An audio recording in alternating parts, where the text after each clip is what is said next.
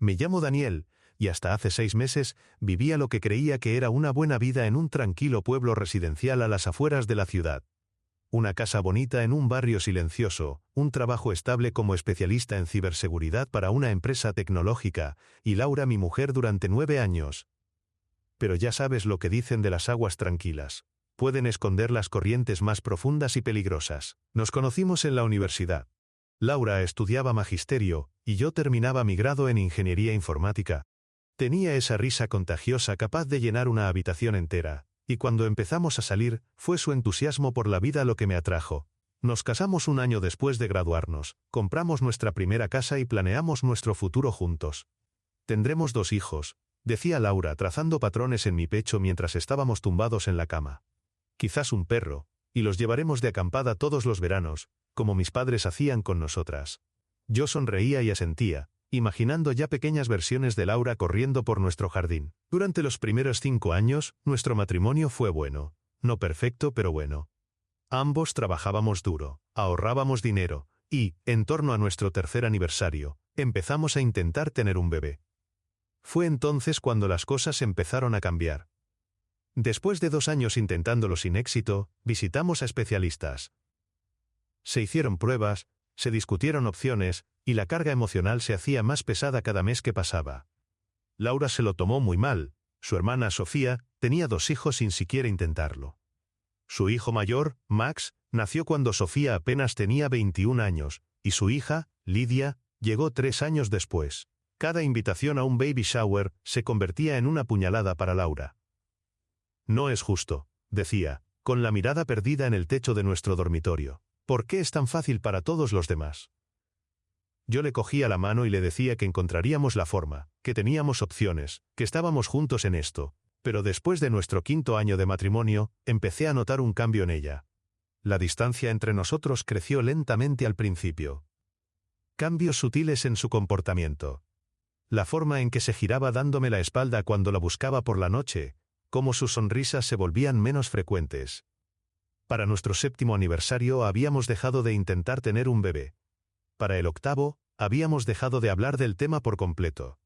Y para el 9.º, a veces me preguntaba si seguíamos viviendo en la misma casa. Fue entonces cuando Sofía apareció en nuestra puerta. Era un martes lluvioso de abril. Acababa de terminar una videoconferencia con unos clientes y esperaba una cena tranquila. Quizás convencer a Laura para ver una película, cualquier cosa para salvar el creciente abismo entre nosotros. Entonces sonó el timbre. Laura llegó antes que yo. Oí voces en el pasillo, el grito ahogado de sorpresa de Laura, luego el inconfundible tono dramático de Sofía, seguido de las voces de los niños. Entré en el salón y encontré a Laura abrazando a su hermana, mientras 2 niños esperaban torpemente en el umbral, con las maletas a sus pies. Daniel, dijo Laura, volviéndose hacia mí con más animación de la que le había visto en meses. Sofía necesita un sitio donde quedarse. Solo por unos días. Sofía se secó unas lágrimas que, no pude evitar notar, parecían aparecer a voluntad.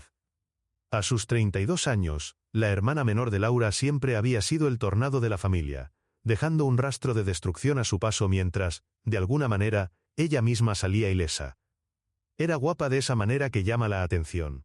Pelo rojo brillante, teñido por supuesto, siempre vestida como si se dirigiera a una sesión de fotos, y con un talento especial para hacer que cada situación girara en torno a ella. Javier me ha echado, explicó, guiando a sus hijos, Max, ahora de 11 años, y Lidia, de 8, hacia nuestro sofá. El cabrón cambió las cerraduras mientras yo recogía a los niños del colegio. ¿Te lo puedes creer? En realidad, sí podía. Por lo poco que sabía de Javier, había aguantado el drama de Sofía durante más tiempo del que la mayoría habría soportado. Pero me guardé ese pensamiento para mí. Claro que puedes quedarte, dijo Laura antes de que yo pudiera procesar lo que estaba pasando. ¿Verdad, Daniel? ¿Qué podía decir? Solo por unos días parecía bastante razonable. Así que asentí. Ayudé a meter más maletas del coche de Sofía, y despejé nuestra habitación de invitados. Esa noche, mientras nos preparábamos para ir a la cama, intenté obtener más información. ¿Qué ha pasado con Javier?, pregunté, manteniendo un tono neutro. Laura se encogió de hombros. Sofía dice que últimamente estaba imposible, muy controlador. Tuvieron una pelea, y simplemente explotó. Dijo de qué iba la pelea. Mi mujer me lanzó esa mirada que se había vuelto demasiado familiar, una mezcla de molestia y desdén. ¿Importa? Es mi hermana Daniel, nos necesita. Lo dejé pasar. Después de todo, era solo por unos días. Excepto que no lo fue. 3 días se convirtieron en una semana. Una semana se convirtió en 2. Al cumplirse el mes, Sofía había esparcido sus posesiones por toda nuestra casa como una especie invasora. Su maquillaje abarrotaba la encimera de nuestro baño. Sus copas de vino, siempre medio llenas de un caro cabernet que yo pagaba, salpicaban nuestro salón. Los juguetes de sus hijos yacían como minas antipersona para mis pies descalzos en mitad de la noche. Y la propia Sofía parecía encontrar un placer particular en perturbar mis rutinas. Si estaba trabajando en mi despacho, traía a los niños para hacerme preguntas sobre mis cosas de ordenadores. Si estaba viendo las noticias por la noche, cambiaba de canal para poner un reality show. Si me preparaba un sándwich, comentaba mis aburridas elecciones culinarias. Pero lo que más me molestaba no era la presencia de Sofía, sino la reacción de Laura ante ella. Mi mujer, que apenas había sonreído en meses, de repente volvía a estar animada. Ella y Sofía se quedaban hasta tarde, bebiendo vino y riendo como adolescentes. Rememoraban su infancia, hacían bromas internas y planeaban viajes de compras. Era como si Laura hubiera estado hibernando, y la llegada de Sofía la hubiera despertado. Pero no para mí. Conmigo, Laura seguía distante, distraída, envuelta en una niebla de indiferencia. 6 semanas después de la llegada de Sofía, intenté discutir la situación con Laura. Estábamos en nuestro dormitorio, el único espacio de la casa que seguía siendo relativamente nuestro, aunque incluso eso estaba comprometido por la costumbre de Sofía de entrar sin llamar. ¿Has hablado con Sofía sobre sus planes?, pregunté con cautela. Lleva aquí más de un mes. Laura se estaba desmaquillando frente a su tocador, de espaldas a mí. Vi cómo se le tensaban los hombros. Está pasando por un momento difícil, Daniel. Acaba de empezar con los papeles del divorcio. Lo entiendo, pero necesitamos poner algunos límites. Los niños interrumpen mis llamadas de trabajo y... Los niños solo son niños, me interrumpió, volviéndose para mirarme. Y Sofía es mi hermana. ¿Qué esperas que haga? ¿Que la eche a la calle? No estoy diciendo eso, solo creo que necesitamos establecer algunas reglas. Quizás ayudarla a encontrar su propio piso. Los ojos de Laura se entrecerraron. Nunca te ha caído bien, ¿verdad? No se trata de que me caiga bien. Se trata de nuestro hogar y nuestro matrimonio. Se rió. Un sonido corto y amargo que sentí como una bofetada. ¿Nuestro matrimonio? ¿Ahora te preocupa nuestro matrimonio? ¿Dónde estaba esta preocupación durante los últimos 2 años, Daniel? Me quedé en silencio atónito. Llevábamos tanto tiempo sin hablar realmente de nosotros, que su acusación me pilló por sorpresa. Siempre me ha preocupado nuestro matrimonio, dije en voz baja. He estado intentando llegar a ti, Laura. Tú eres la que se ha estado distanciando. Porque te rendiste, espetó, con lágrimas asomando a sus ojos. Te rendiste en que tuviéramos una familia. Estabas tan absorto en tu trabajo, en tus rutinas. Al menos Sofía me hace sentir que no estoy sola en esta casa. Sus palabras me golpearon como un puñetazo. ¿Me había rendido? Pensaba que le estaba dando espacio, respetando su necesidad de procesar nuestra incapacidad para tener hijos. Había estado intentando ser fuerte por los dos. Nunca me rendí en lo nuestro, dije. Pero incluso para mis propios oídos, las palabras sonaron huecas. Laura volvió a su espejo, poniendo fin a la conversación. Sofía y los niños nos necesitan ahora mismo. No es para siempre. Pero mientras yacía despierto esa noche, escuchando los ruidos de Sofía rebuscando en nuestra cocina, no pude evitar la sensación de que, no para siempre, se estaba convirtiendo en algo que se parecía notablemente a indefinidamente. Y tenía razón. 2 meses después de que Sofía se mudara, nuestra casa ya no parecía mía. Mi despacho se convirtió en la sala de deberes de los niños por las tardes. Nuestro tranquilo jardín trasero ahora estaba dominado por una llamativa piscina hinchable que Sofía había comprado con mi tarjeta de crédito, para que los niños tuvieran un verano divertido. Pero el verdadero cambio estaba en cómo Sofía me hablaba. Lo que empezó como pullas sutiles se convirtió en una falta de respeto abierta. ¿Todavía con esa camisa vieja, Dani?, decía en el desayuno. ¿No tienes nada de estilo? O cuando llegaba a casa del trabajo. El robot vuelve a su estación de carga. Laura nunca me defendía. A veces, incluso se reía, como si los comentarios de Sofía fueran solo bromas inocentes. Cada vez que ocurría, Sentía que algo dentro de mí se endurecía un poco más. Una noche llegué tarde del trabajo y encontré la puerta de mi despacho cerrada con llave. Pude oír risitas dentro, la risa distintiva de Sofía y otra voz que no reconocí de inmediato. Llamé a la puerta, molesto porque se hubieran encerrado en mi espacio de trabajo. «¡Un minuto!», gritó Sofía, seguido de más risas y susurros. Cuando la puerta finalmente se abrió, encontré a Sofía y a un hombre que nunca había visto, sentados en mi escritorio, con mi ordenador encendido. Había botellas de vino vacías por el suelo. «¡Dani!», exclamó Sofía, su voz arrastrando las palabras. «Te presento a Raúl, es mi consultor». Raúl era alto, de aspecto pulcro, con una sonrisa ensayada que no le llegaba a los ojos. Se levantó y extendió la mano. «Un placer, tío. Sofía me ha hablado mucho de ti». «¿Qué hacéis en mi despacho?», pregunté, ignorando su mano. «Solo usando tu ordenador para mirar unas cosas legales», dijo Sofía con un gesto displicente. «Papeleo del divorcio. Raúl me está ayudando a joder a Javier». Miré la pantalla de mi ordenador. Habían estado revisando mis archivos. Documentos personales, proyectos de trabajo, registros financieros. «Fuera», dije en voz baja, una rabia fría creciendo dentro de mí. «Los dos. Ahora». «Vaya, qué sensible», se rió Sofía, pero se levantó, tambaleándose ligeramente. «Venga, Raúl, dejemos al maniático del control con su precioso espacio». Mientras pasaban a mi lado, Raúl susurró en voz alta. «No bromeabas con él. Es un completo aguafiestas». Pasé la siguiente hora cambiando todas mis contraseñas y comprobando a qué habían accedido. Habían estado en mi correo personal, mi información bancaria, incluso en mis archivos de trabajo. Estaba furioso, no solo por la invasión de la privacidad, sino por la desfachatez con la que habían violado mis límites. Cuando me enfrenté a Laura más tarde, fue totalmente displicente. «Sofía dijo que solo necesitaban imprimir unos documentos», dijo, apenas levantando la vista de su libro. «No es para tanto, Daniel». Estaban borrachos en mi despacho, revisando mis archivos personales. «¿Cómo que no es para tanto?», suspiró, marcando la página. «Estás exagerando.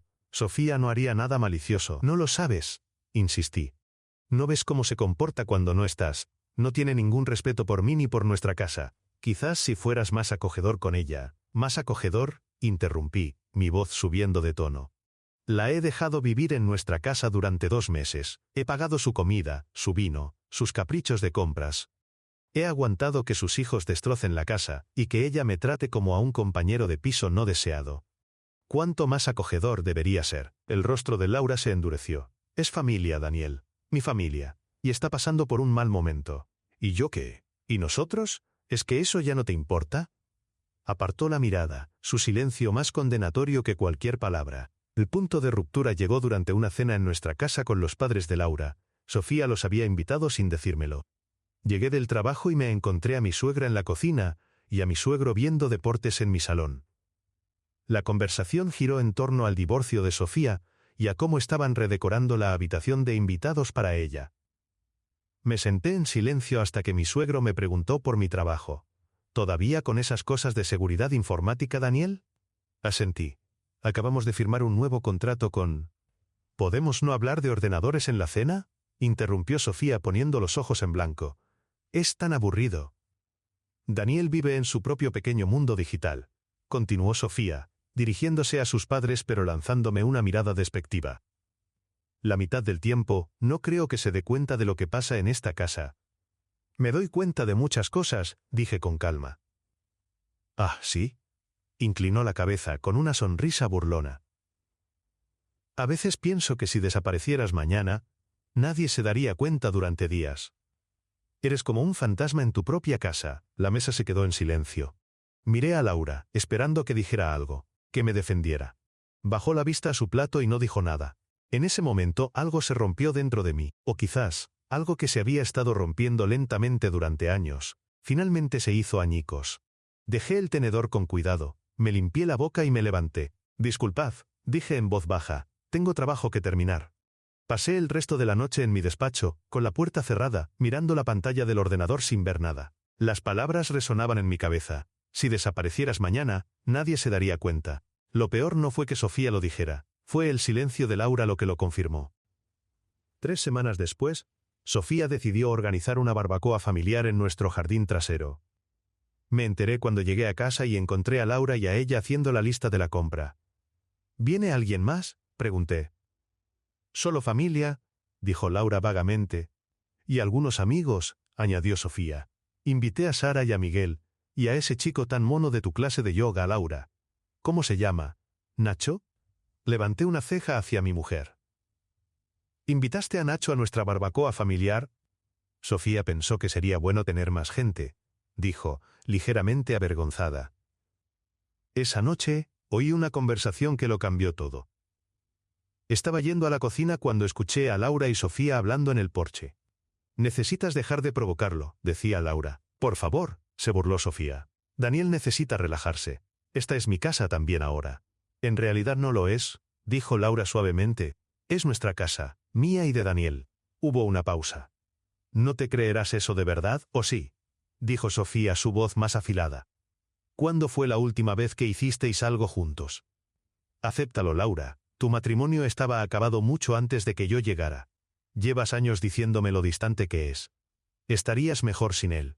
Además, Nacho parece muy interesado en ti, y te mereces ser feliz. Volví a nuestro dormitorio, sintiéndome enfermo. ¿Eso era lo que Laura pensaba? ¿Que yo era el que se había desconectado? ¿Y Nacho, el instructor de yoga? Las piezas encajaron. Decidí que observaría a Laura con Nacho en la barbacoa, y entonces sabría lo que tenía que hacer. El día de la barbacoa fue una tortura. Me moví por mi propio jardín como un visitante. Lo más doloroso fue ver a Laura con Nacho. La forma en que se reía de sus chistes, le tocaba el brazo, se inclinaba cerca de él. Había una facilidad entre ellos que nosotros no habíamos compartido en años. Los vi escabullirse hacia un sendero del jardín. Volvieron 15 minutos más tarde, las mejillas de Laura sonrojadas, la mano de Nacho demorándose en la parte baja de su espalda. Más tarde Sofía, envalentonada por el alcohol, volvió a la carga. «Dios mío, os he contado lo que dijo Daniel el otro día», gritó, señalándome. Se quejaba de que los niños hacían demasiado ruido. Es como un viejo gruñón. Le dije a Laura que si desapareciera mañana, nadie se daría cuenta durante días. Ya es prácticamente invisible.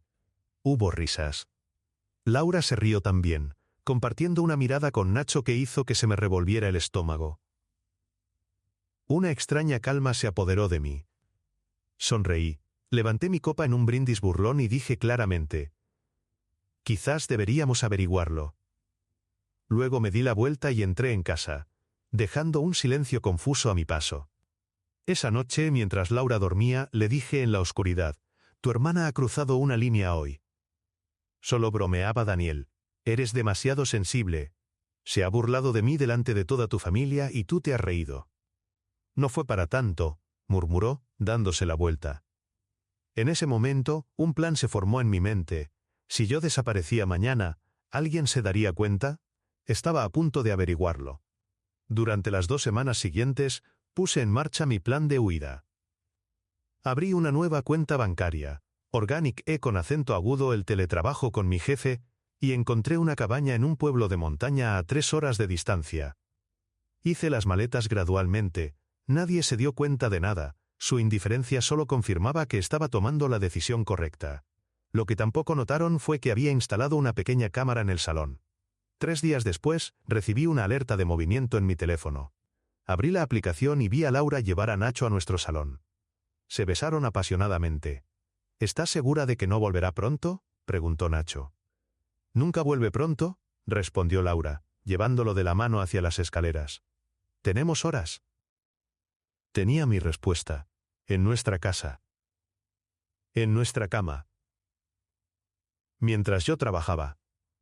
Esa noche esperé a que Laura se durmiera. Me vestí, cogí mi teléfono y mi cartera.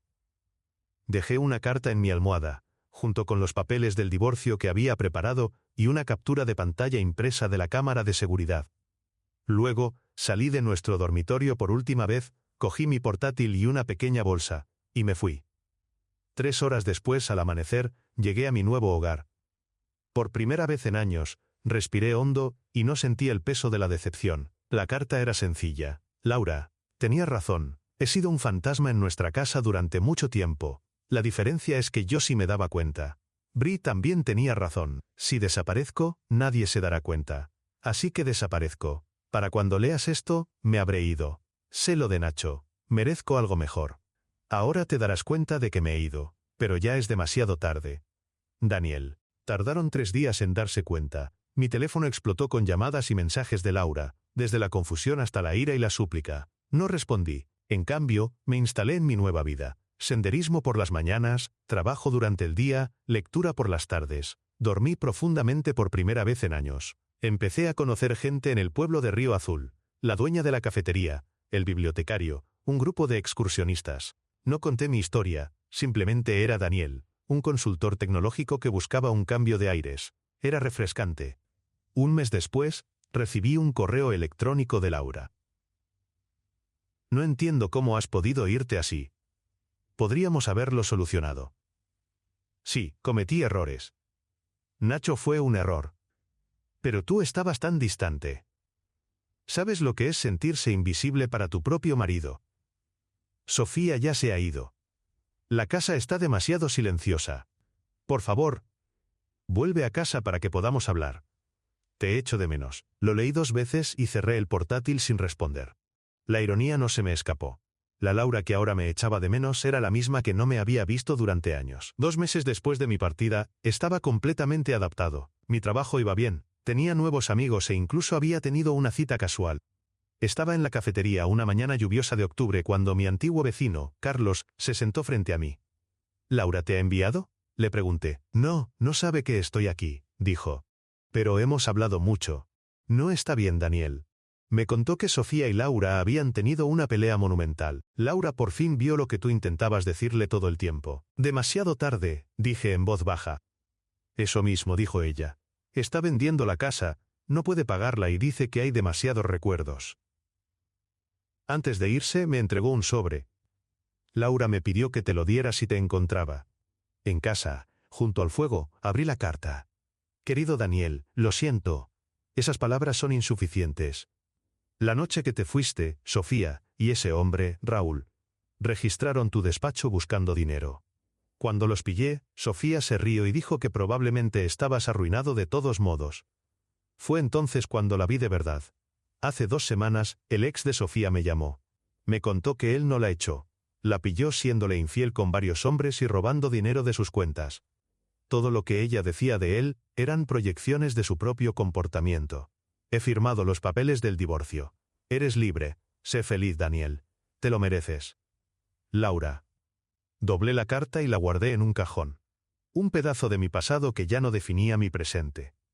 3 días después, mi abogado confirmó que el divorcio era definitivo. Esa noche, invité a mi grupo de senderismo a mi cabaña. Por los nuevos comienzos, brindó alguien. Por los nuevos comienzos, repetí. Más tarde recibí un mensaje. Era Sara, la mujer de mi club de lectura. ¿Cena mañana? ¿Solo nosotros 2? Sonreí y respondí. Me encantaría. Al dejar el teléfono, vi una luz a lo lejos, otra cabaña en el valle. Me pregunté si Laura encontraría su camino también. Pero esa, ya era su historia, no la mía. Mi historia estaba aquí, en este pueblo, con esta gente que me veía claramente por quién era. Gente que se daría cuenta si desaparecía mañana. La broma de Sofía se había convertido en mi realidad, pero no de la manera que ella pretendía. Había desaparecido de una vida en la que era invisible, solo para reaparecer en una en la que por fin era visto. Y eso lo cambiaba todo.